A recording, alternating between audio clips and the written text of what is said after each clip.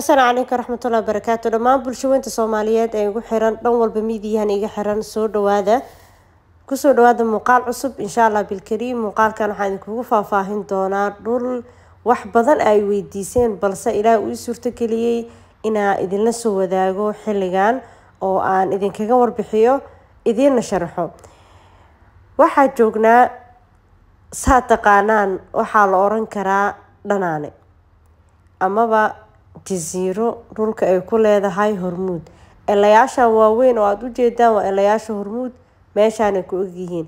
Meeshaan waxaa ku yaala afar jida iska goysa oo dhowr jiha ka kala imaada. Mid jasiiro laamigeedu ka soo leexdaa, mid wuxuu ka yimaadaa dhankan kaleeto oo Shabeellada Hoose, mid wuxuu ka yimaadaa dhankan Ceelasha, midna laamigu ka soo leexdaa. halkaan aan taaganahay waa isgoys dhulka oo shirkadda Hormuud ay ku leedahay dhanaane meeshaan ku egiya. Dada wixii soo weydiiyeen ay dhaheen waxaan rabnaa dhulka shirkadda dhul eelaha la qaadanayo.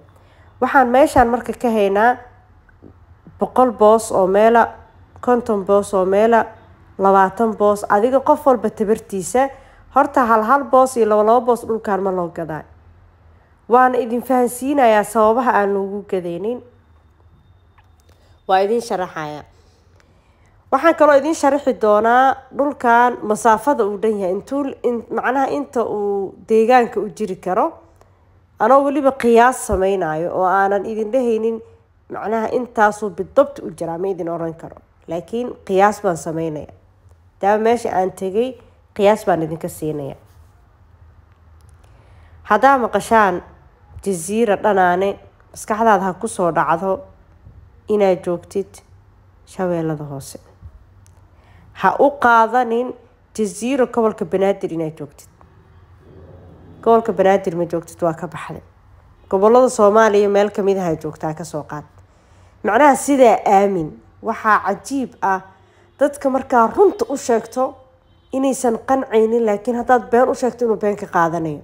dadka qaybo ka mid ah dadkoo dhan ma wada xumo laakiin aniga ama iguna ama igu jeclaaw xaqiiqadan arkaan kuu sheegi qaado ama ha qaadanin. balse sida aan wax u arkay oo xaqiiqda ah aan idin sheegaya dhulkan waa fog yahay waliba saaid u fog yahay ma dhawa. jasiiro dhanaan hadaa maqashaan ama Hormuud dhulka ay jasiiro ku leedahay meel dhow marnaba maskaxdaada ay soo qabanin waa fog yahay. meeshaan waa baadiyo waa koofaf hood ah geeda dhexdooda ah. markii loo soo socdo xitaa mar walba tala saarasho Ilaahay baa lagu soo baxaa. haddana ay iska yara adag tahay dadka qaar inay ku soo dhiiradaan oo macnaha qof walbo dadku isku macnaha karti ma aha. alxamdulillah nabadaa ku imaana nabadaana ku baxnay. macnaha cabsi dhanka amniyeeda ma jiro taa ha ka cabsanina laakiin fogaasho baa jirto.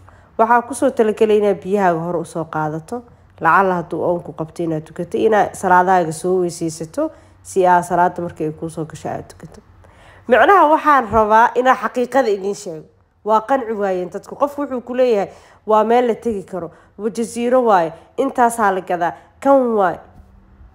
horta midna maskaxda ku haysta dhulka jasiiro markii la yiraahdo dhanaane oo dhulka shirkadda ay ku leedahay dhul daris la aharo dhul dhanka xeebta daris kala ah way adag tahay. sababahana waa idin raacinaya. horta dhulka xeebta xigo shaqaaqadiisa aad u badan wuu dhib badan yahay. muuqaalo horena waa idinkugu sheegay inaa wax nadiif heshid baa adag. dhul nadiif inaa ka heshid baa adag. midda kale meeshaan hadda dhanaana lagu dhahayo dhulka labeelka ah ee siman ee hadda dhulkan hadda aad taaganaho kala ahna ma aha. waa buur waa degaan deg waa gud. shirkadda dhulka GPS ay ku cabiratay ku gadatay dhul fara badan ay qaadato. macnaha adiga ha isku dayin shirkad inaad la dartanto. shirkaddan Soomaaliya oo dhan baa sheer ku ah oo hantideeda ku jirta. marka ha u qaadanin 10 boos iyo 20 boos iyo 5 boos oo aad qaadatid inaa dhulka ku siman kartid. hadhow caadi waay dhulka waa qaadana waa saana ku samaysana waxaas maskaxdaada ay ku soo dhicin. wixii adigoo u qaado adoo warbixintii haysatid qaado waa sida kaliya anigana aan ku badbaadi karo adinkana aan runta u qaadan kartaan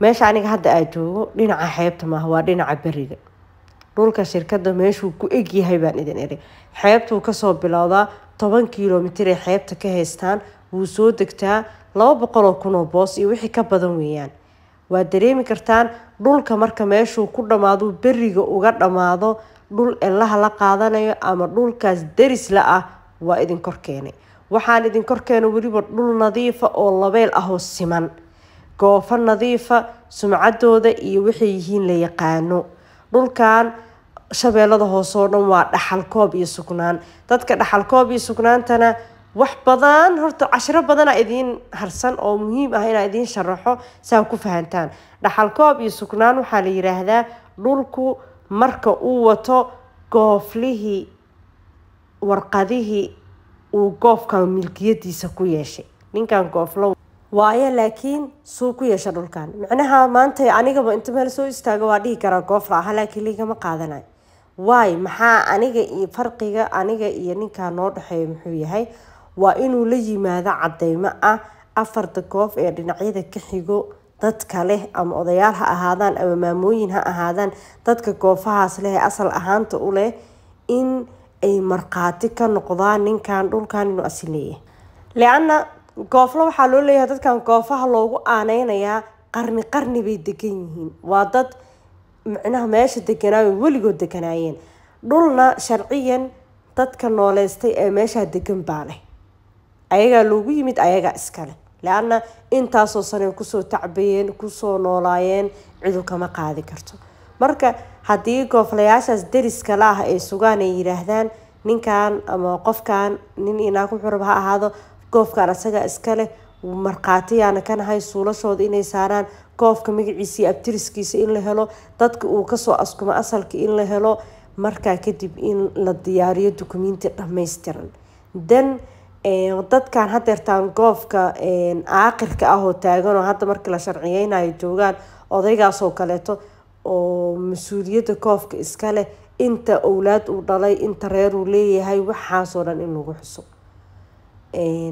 marka dhaxal koob iyo sugnaanta lagu sheegayo waa dukumiintigaas dhameyska tiran oo sal iyo baar goofkan cidaan leh sida ay ku yeesheen qaabkay u leeyihiin marqaatiyaashii warqadahaas ay ku qoran yihiin dukumiintiga marka dhulkan uu leeyahay shabeellada hoose oo dhan waa dhaxal koob iyo sugnaan rasiidkii sabarlooga macnaha dowladda hoose inaa rasiid ka soo qaadato sabarloogna aa soo jaratay taas macno weyn ma ku fadhiso adaa samaysan kartid wax weyn ma ahan haddaa warqadahaagaan la tagtid aa gooflaha kala wareegtay dukumiinti ahaan waa warqada adi soo samaysan kartid intaa isla fahano almuhim meeshaan boosaska ku jiro waa idin sheegay haddaa 100 boos rabtid waa ka heli haddaa 50 rabtid waa ka heli haddaa 20 rabtid waa ka heli laakiin hal boos iyo 2 boos aa rabaa ha isku daalinin 5 boos 10 boos xitaa ha isku daalin sababtoo ah dhulkan aad u fog yahay adi laftirkaaga hal boos oo kuugu yaalo 40 kilomitir ama 50 kilomitir meel loo soconayo macna ma kuu keenayo